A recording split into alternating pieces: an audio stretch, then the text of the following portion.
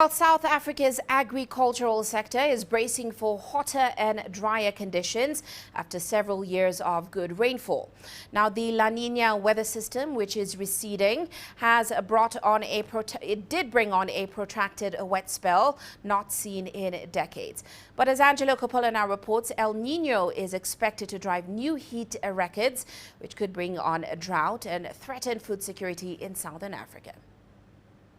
South African farmers are gearing up for bumper harvests after an unusually stubborn La Nina brought a good spell of summer rains.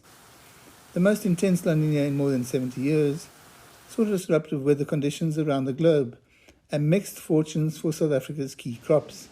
Our maize production is a bit lower than the previous year, and one of the main reasons for that is we had a bit of a wetter season brought about by the La Nina phase, and we saw that the input costs also rose quite high.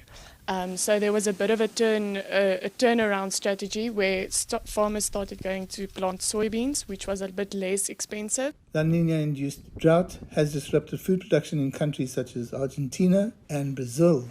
If you think about China and the others that are importing a lot of soybeans, they've experienced higher prices because of the output in South America that was negatively affected by the drought. So if then the El Nino is prolonged, as we have seen in La Nina, then that will not bode well for agriculture.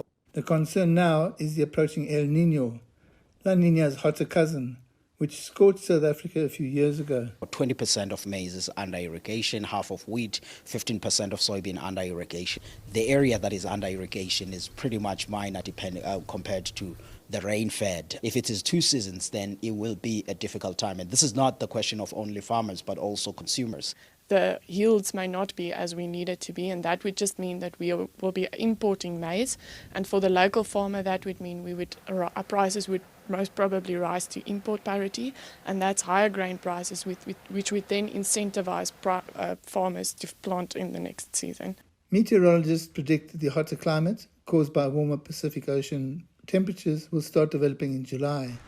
There's no immediate threat to food or water security in South Africa, but this could change if El Nino sticks around for a few years. I'm Angelo Coppola for CGTN in Johannesburg, South Africa.